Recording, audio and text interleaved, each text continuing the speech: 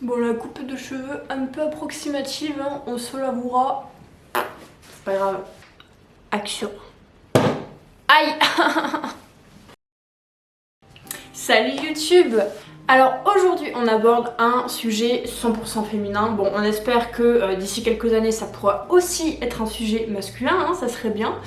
Qui est donc la contraception. Donc je vais te parler de ma contraception qui est donc l'implant contraceptif, tout simplement parce que je trouve qu'on n'en entend pas si parler que ça. Pas si parler que ça veut rien dire.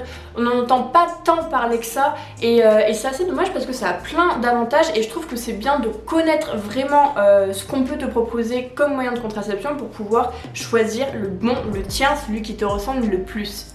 Donc je partage simplement ma propre expérience, je ne suis pas du tout gynéco. Bien choisir sa contraception c'est ultra important parce que déjà que c'est quand même quelque chose que nous les femmes on a en plus à assumer, faut vraiment que ce soit le moins contraignant possible je pense et que ça nous cause le moins de désavantages. Donc voilà, c'est pour ça que j'ai décidé d'en parler parce que si tu connais pas, ça pourra quand même te donner quelques infos sur ce qu'est l'implant contraceptif.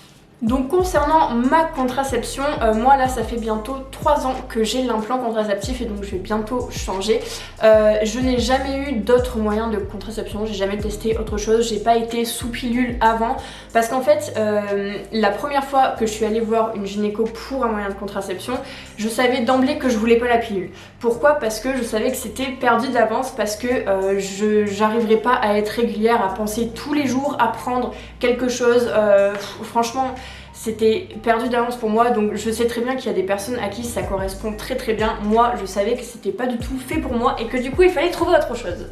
Et donc finalement, sans suspense aucun, j'ai opté pour l'implant. Donc l'implant, qu'est-ce que c'est? C'est un petit bâtonnet comme ça, un peu de la taille d'une allumette, c'est très fin, qui du coup va libérer des hormones tout au long de sa durée de vie qui est de 3 ans dans ton corps. Donc en fait on le place à l'intérieur du bras, ici, sous la peau, donc ça peut faire un peu flipper, t'inquiète pas, respire, ça va bien se passer, je vais t'expliquer comment ça se passe, il n'y a rien d'affolant, vraiment. Donc je vais te montrer quand même d'un peu plus près comment ça se passe.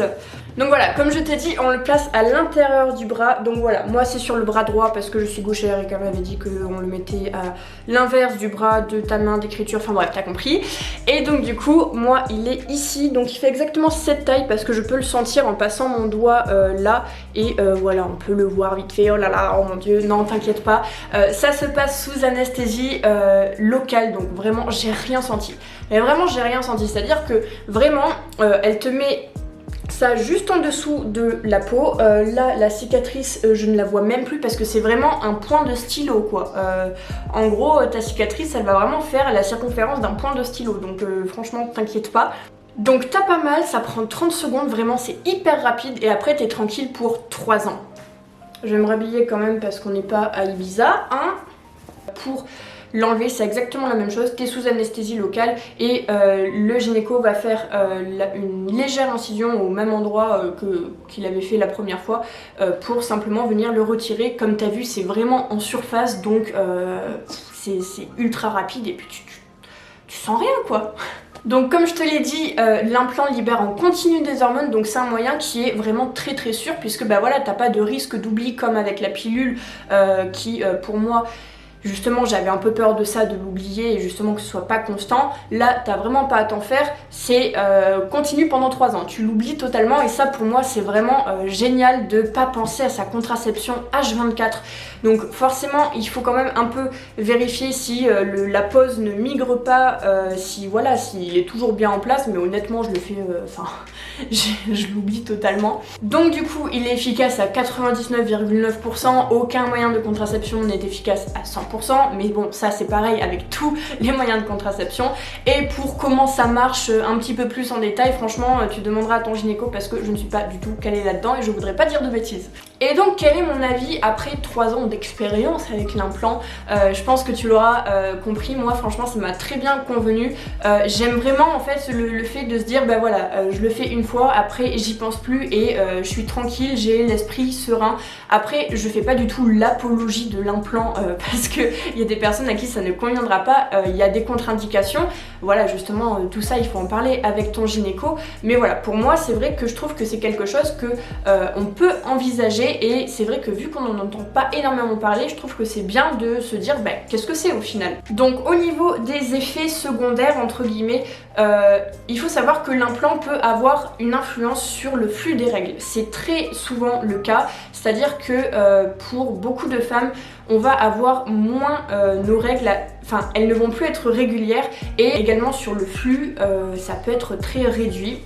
Et effectivement c'est ce qui s'est passé pour moi, donc moi au début je les avais tous les 2-3 mois environ et il y a même une période où je ne les ai pas eu pendant 10 mois. Et je sais qu'il y a des personnes que ça rassure vraiment d'avoir leurs règles hyper cadrées tout le temps au même jour dans le mois ou à quelque chose près.